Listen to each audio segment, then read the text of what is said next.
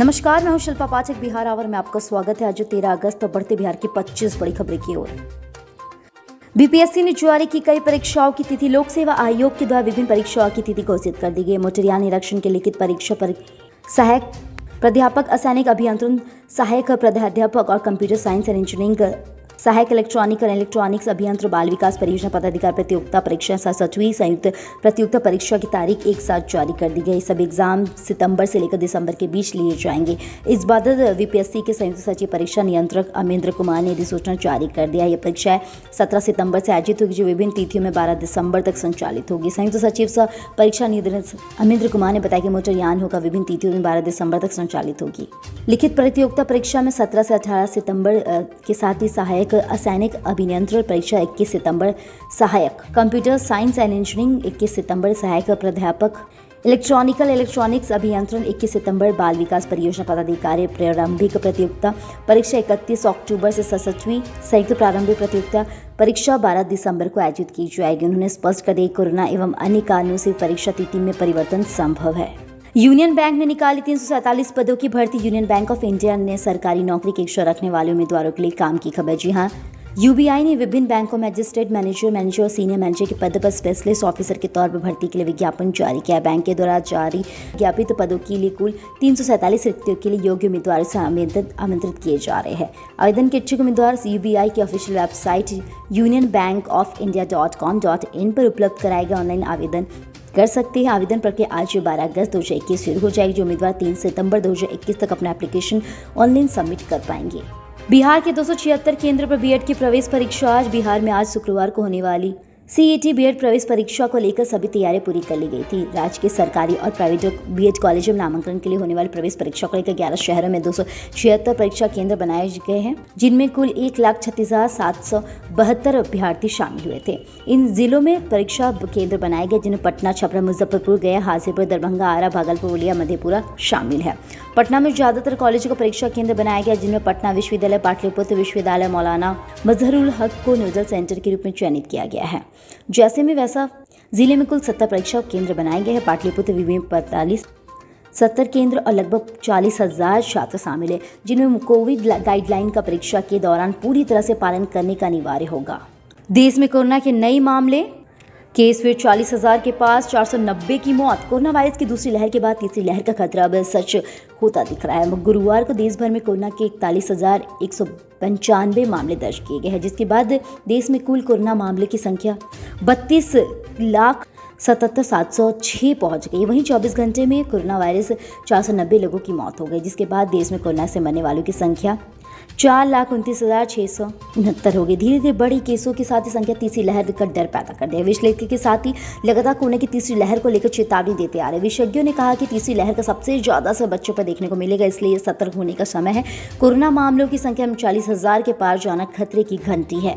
राजधानी पटना में 24 घंटे के अंदर दूसरी हत्या। राजधानी पटना में फिर से ताबड़तोड़ गोली मार कर युवक की हत्या कर दी गई। गुरुवार की सुबह बेखौफ अपराधियों मॉर्निंग वॉक पर निकले युवक को निशाना बनाया। बदमाशों ने युवक को बेहद करीब से 5 गोलियां मारी।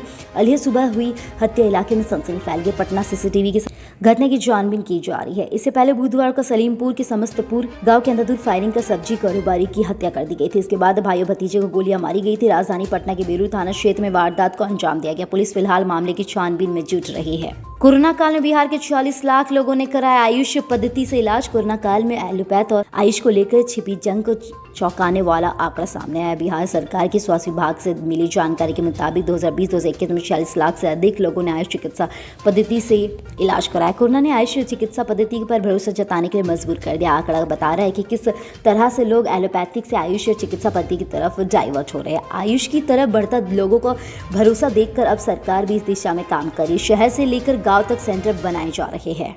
तीसरी लहर की तैयारी में सरकार एक्सपोज।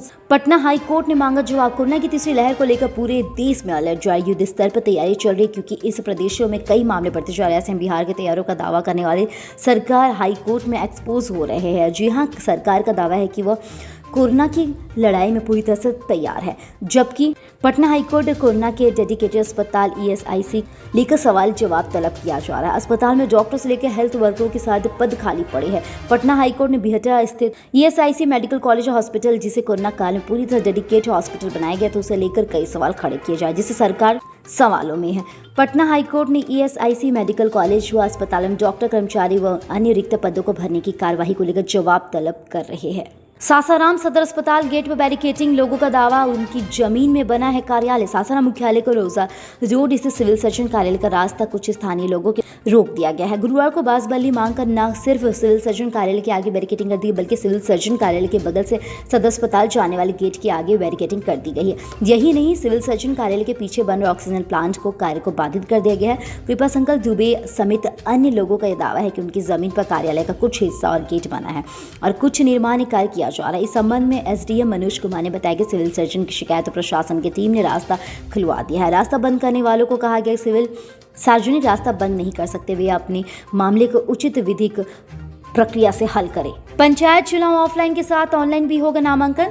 तृतीय स्तरीय पंचायत चुनाव कराने के लिए जिले में चुनावी प्रक्रिया को अंतिम रूप दिया जा रहा है। हालांकि पंचायत चुनाव को लेकर आयोग के द्वारा अभी चुनाव की तारीख और औपचारिक घोषणा नहीं की गई, लेकिन जिला पंचायती राज विभाग इस तरीके के साथ ही अपनी तैयारी पूरी कर ली। आयोग के अनुसार इस बार कोरोना महामारी के कारण ऑनलाइन नामांकन की सुविधा दी गई है।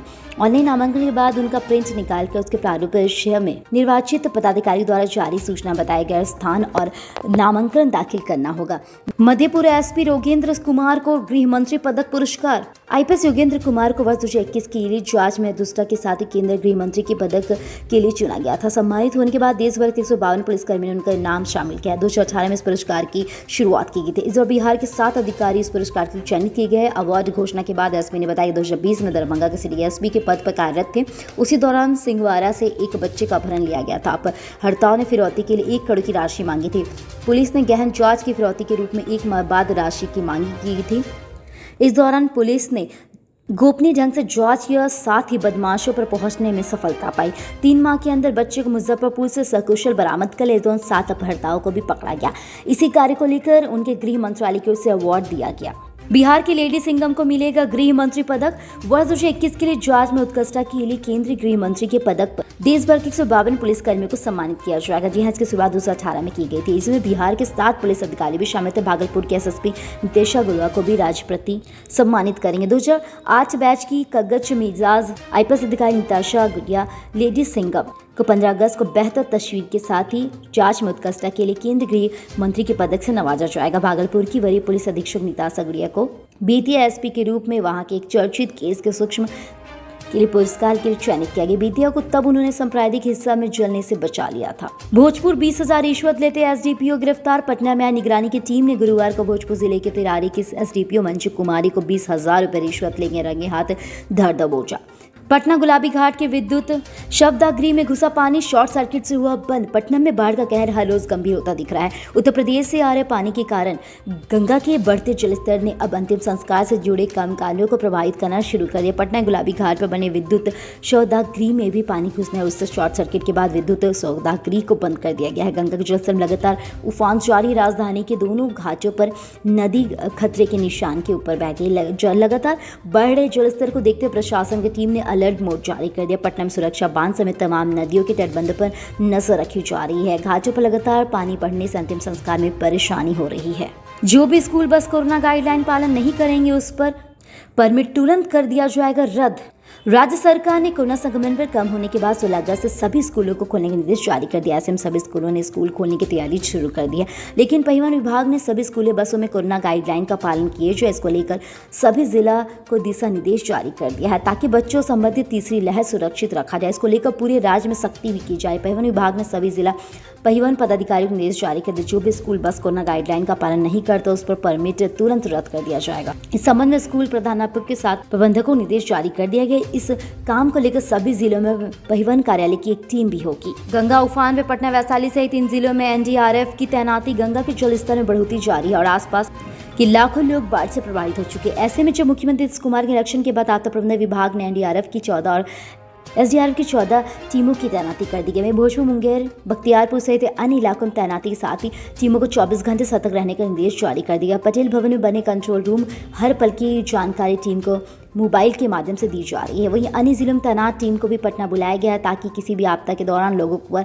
तुरंत राहत पहुंचाया जा सके। आपदा विभाग ने पटना आसपास लगाए गए टीमों को हर निर्देश जारी किया। उनकी तैनाती अब पटना के आसपास के जिलों में उस वक्त रहेगी जब तक पटना से प्रभावित लोग पूरी तरह से रिलैक्स नहीं हो जाए। उसके साथ ही टीम को कहीं और भेजा जाएगा। एनडीआरएफ की टीमें वैशाली में 2, सराना बक्सा में 2, बख्तियार में 2, मुंगेर में 2, दीदारगंज में 2, दीघा में 2 टीमों की तैनाती की गई है, जिसमें से दूसरी ओर एसडीआरएफ की टीम तैनात की गई है। बिहार में शुरू होगा इमरजेंसी रिस्पांस सपोर्ट सिस्टम। देश के कई हिस्सों में शुरू होने जो emergency response support system Bihar के करीब 10 शहरों में लागू किया जाएगा। इसके लिए आवश्यक कार्यवाही शुरू कर दी गई। पटना में सिस्टम को शुरू किया जाएगा। इसको लेकर पटना जिले के थानेदार पुलिसकर्मियों को ट्रेनिंग देना शुरू कर दी गई। ये ट्रेनिंग एसएसपी कार्यालय में पुलिसकर्मियों को दी जा रही है ताकि सिस्टम को समझ सके और उसके अनुरूप आगे की कार्रवाई कर सके।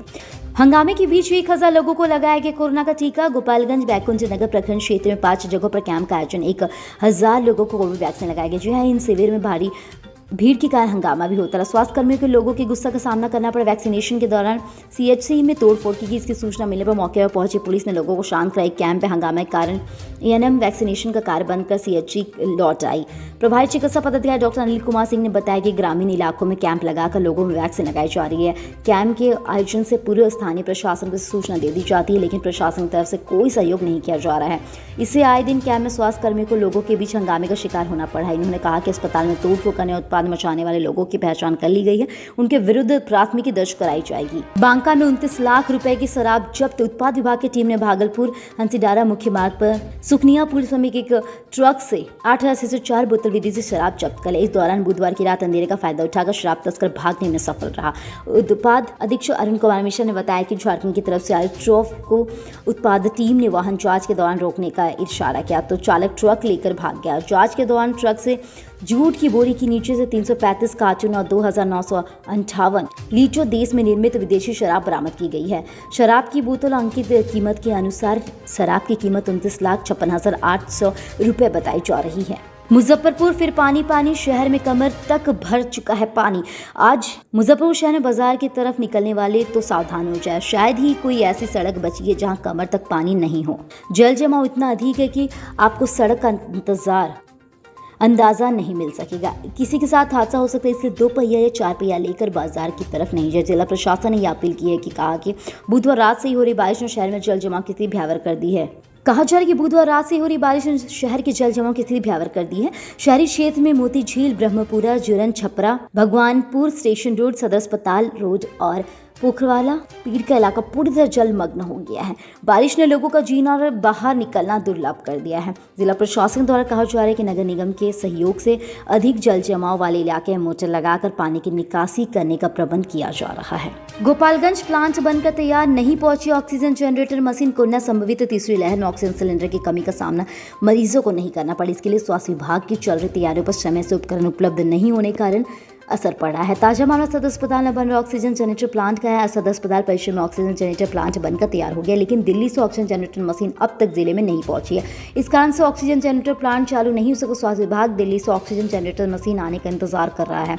इस संबंध में पूछे जाने पर civil surgeon doctor Yogendra Mahato ने बताया कि पीएसए ऑक्सीजन जनरेटर मशीन को रखने के लिए प्लांट बनकर तैयार हो गया, लेकिन पीएम केयर से मिलने वाली पीएसए ऑक्सीजन जनरेटर मशीन अभी तक नहीं पहुंची। इसके कारण ऑक्सीजन जनरेटर प्लांट भी चालू नहीं हो सका। मुंगेर में बाढ़ से घिरे 6 प्रखंड। लाल निशान से 16 सेंटीमीटर ऊपर गंगा जिले के गंगा स्तर जल स्तर से तेजी बढ़ गया। गुरुवार को जलस्तर क्षेत्र के निशान से 39.33 से 16 सेंटीमीटर तक पहुंच चुका है। 6 प्रखंड के अलावा शहरी क्षेत्र में लुईपोखर, चूल्हाबाग, गंगानगर को भी चपेट में लिया। जिलाधिकारी नवीन कुमार पल पल की रिपोर्ट ले रहे हैं। बाढ़ प्रभावित इलाकों में एनडीआरएफ, एसडीआरएफ और आपदा विभाग टीम राहत बचाव कार्य में लगी हुई। सदर अस्पताल के साथ सदर प्रखंड के टीकारामपुर, तोफरी, दियारा, हेरू तियारा, माई प्रखंड, कुतलुपुर पंचायत, धरा प्रखंड के, हिमजापुर प्रखंड के कई गाय, बरियारपुर प्रखंड के 4 दर्जन ज्यादा गांव के गंगा का पानी प्रवेश कर गया है। गांव में बाढ़ को लेकर बेचैनी बढ़ गई है। जलस्तर इसी तरह से बढ़ता रहा तो स्थिति और भयावह हो जाएगा। अब मुंबई से दरभंगा के लिए रोज उड़ेंगे 4 विमान। यात्रियों की बढ़ती संख्या को देखते हुए स्पाइस जेट की ओर से मुंबई से दरभंगा के लिए विमानों की संख्या बढ़ा दी गई है।